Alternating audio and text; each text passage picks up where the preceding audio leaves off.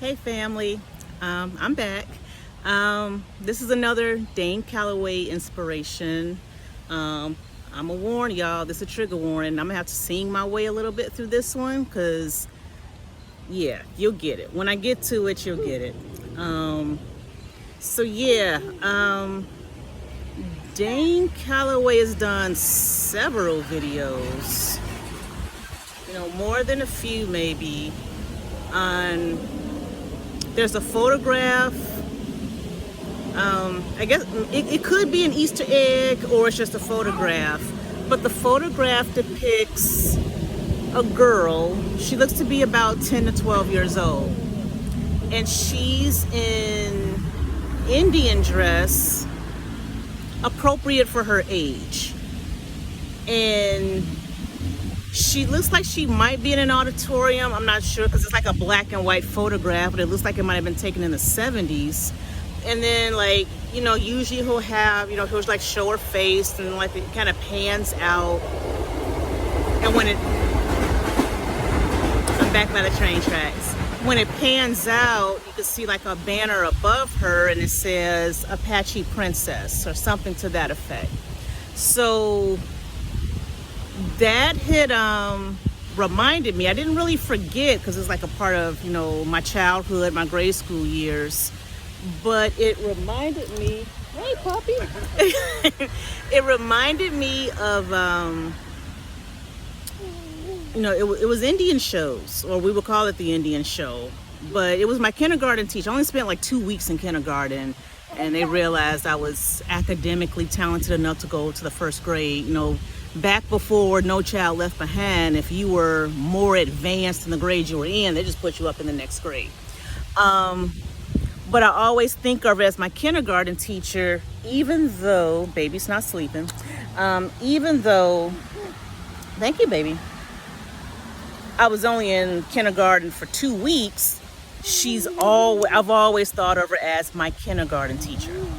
So, like that last full week before Thanksgiving, we would perform the Indian show. We would like rehearse or whatever, like a week or two before. But it was called the Indian show. I don't remember any pilgrims. There might have been some pilgrim hats like pinned up to the wall, but we didn't portray pilgrims in our Indian show. Give you a little more background. So this is like the 80s, early to mid 80s. Because she got fired. So she got fired eventually because she and the principal didn't get along. The principal was not black. The school, so this is an all-black Catholic school on the south side of Chicago. So yeah, by the 80s it was like all black. There were a few kids who weren't Catholic, and the teachers would always remind us, if their parents care because they could afford to keep their kids out of public school and they wanted like a better education than the public school education that was available. But we were all black.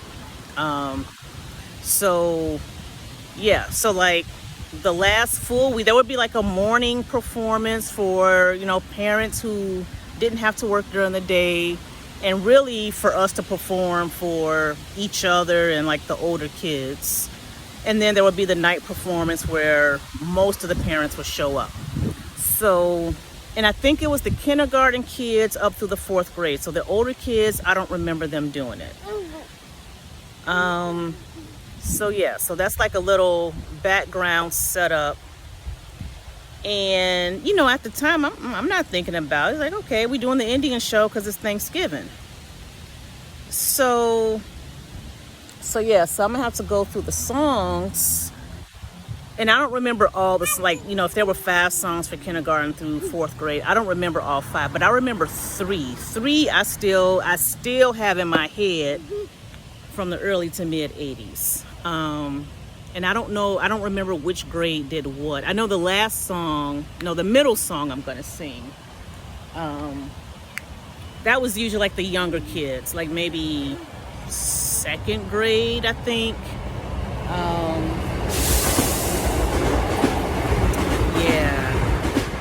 Chicago became Chicago because of the rail system. So I can't help it. So yeah, so to give y'all the setup, so here's so yeah, this is the costume. If you can like picture, 150 or so little black kids.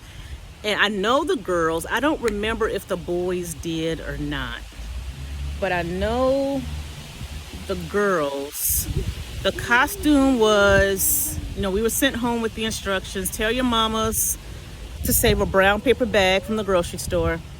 And this is before they came with handles like they do at Trader Joe's and Whole Foods now.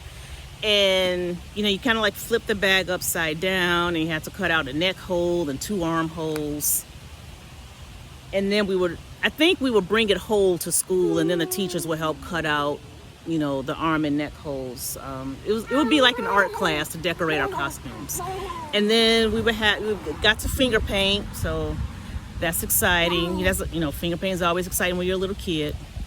And there were little designs that we would kind of told to recreate on our brown paper bags.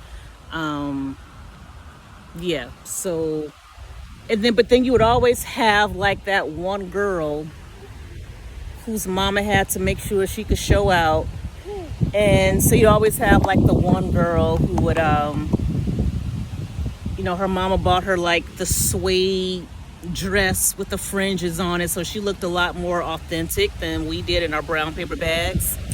And I know all the kids did this part. We all had like a headband. It was like brown, tan, like an elastic kind of strap, maybe like probably 2 inches thick, so to make sure it could stay around our head. And I think maybe the teachers did like a little hole punch. And these are fake feathers, little synthetic feathers, but they were feathers. And one would be red, one would be blue. And you kind of like, stick the little stems of the feathers through the hole to keep the strap closed. And then we would put it on our heads. So we would have like a strap around here, and then like 2 feathers up there, one red, one blue. So the one song that I remember basically set up the costume, and I don't know what came first because they were doing this before I was a student there. Come on, baby. Yeah, baby's not asleep. So before I was a student there, they were doing this, so I don't know what came first, the costume, probably the song, and maybe the song inspired the costume.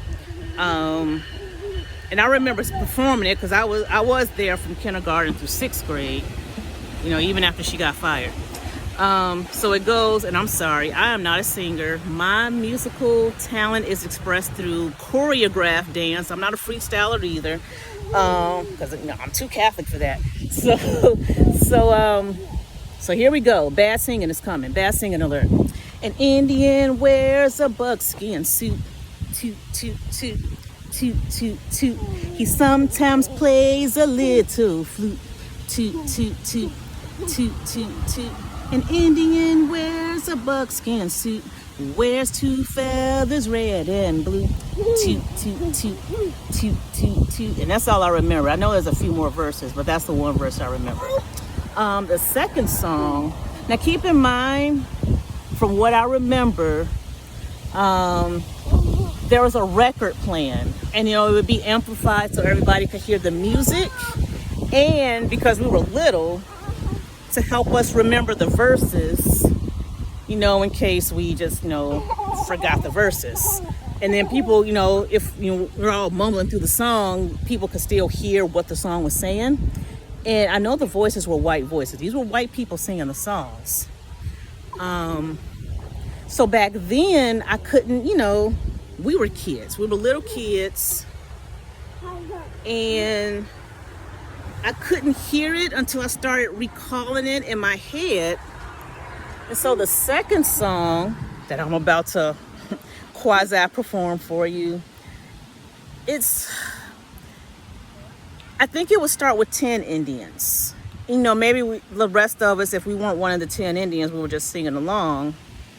But it would start with 10. And I think it would start with a boy and end with a girl. And because, we're little kids, we would be so caught up in a kid falling to the floor and rolling off the stage or pretending like they got shot or whatever it was. And we were laughing through the song because, our classmates got to roll off the stage. So we weren't thinking about it. And I don't think the parents, they were probably so caught up in their kids just being on stage, they probably weren't even really listening. And I don't remember all the verses. I just kind of remember what was enacted as the song was playing. If you were the Indian number 7 and you fell into a ditch and died, that was what they would have to enact. But yeah, it's like one by one, and it was like a counting game for us. So at the end of each verse, the first 9 verses, it'd be like 3 little Indians were left. Count them and see. 1, 2, 3. So it was counting for us, but it's going from 10 to 1. And so as an adult recalling the lyrics, it was a song about massacring Indians. But it's like really chipper. It's really it was like a happy, upbeat, chipper kids song. And our friends were rolling off the stage. And the adults didn't even pick up on it. Or if they did, they didn't tell the rest of us. Maybe they told their kids, but not us.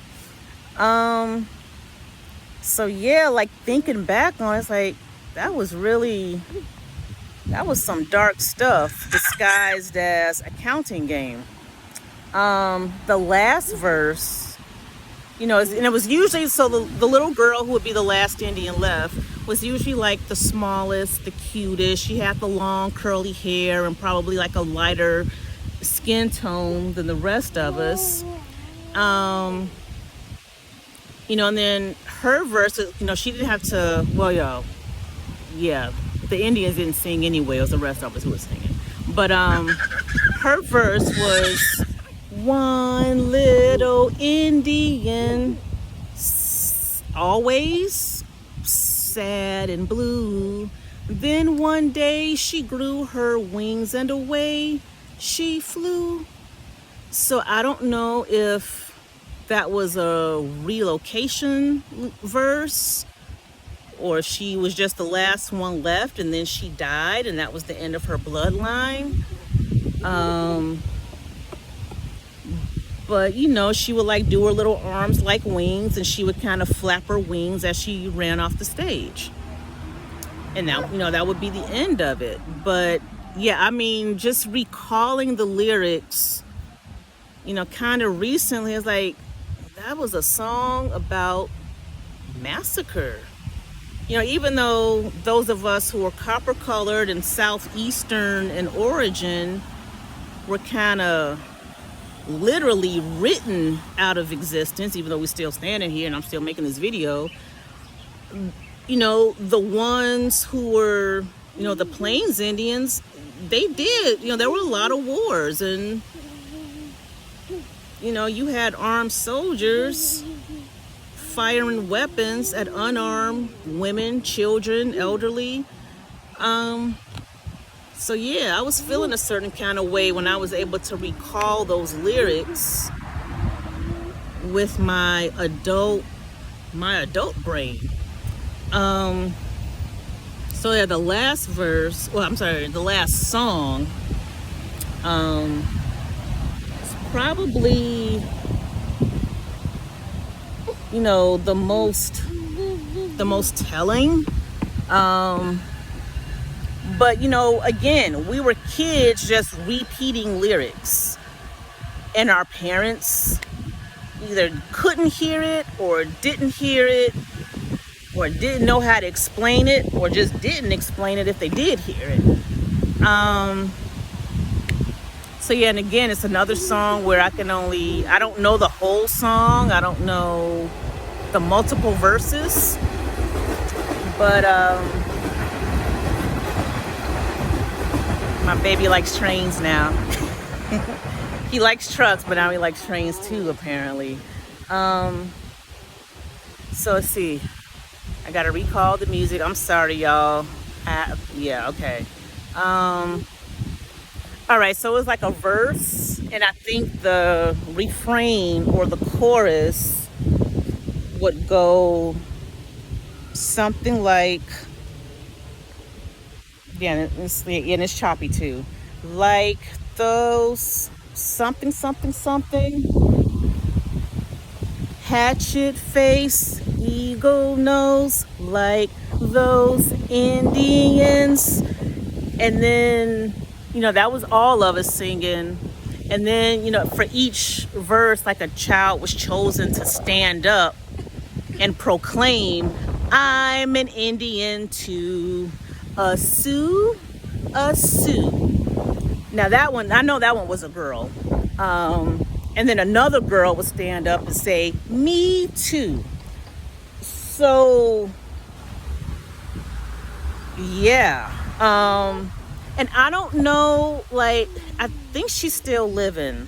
Unfortunately, the church closed. The school is open, but the church is closed. She had 3 children. The oldest was 2 years ahead of me after I skipped kindergarten. Her son was my classmate, and then she had a daughter who was a few years behind me and her brother. I was friends with all 3 of them. My classmate passed away a few years ago, very unexpectedly. Oh no, baby, no, put that down. Ew. But yeah, her mom played the piano very well. Her mom was maybe my color, a little bit darker. She's what you would call light skin. Her oldest daughter was light skin. Her son was like me, maybe a little lighter. And then her youngest daughter was, medium skin. I wouldn't call her dark. She was the darkest of the 3 of them. I'm sure I could reconnect with her if I wanted to, if the opportunity presented itself. But I don't know if it was a conscious effort to tell us we're Indian, or if it was like a Thanksgiving thing and, leaving out the Pilgrims and just focusing on the Indians, and we were reenacting the Indians. Or if it was subconscious, like an ancestral memory that maybe she didn't know she was I don't know. I don't know what it was, but, thinking back on it, it just seems like maybe she was trying to tell us something, whether it was her or the spirit or the ancestors or whatever. It seems like she was trying to tell us that, because even then, we were told the brought over from Africa narrative, but at the same time, yeah, that's disgusting, baby.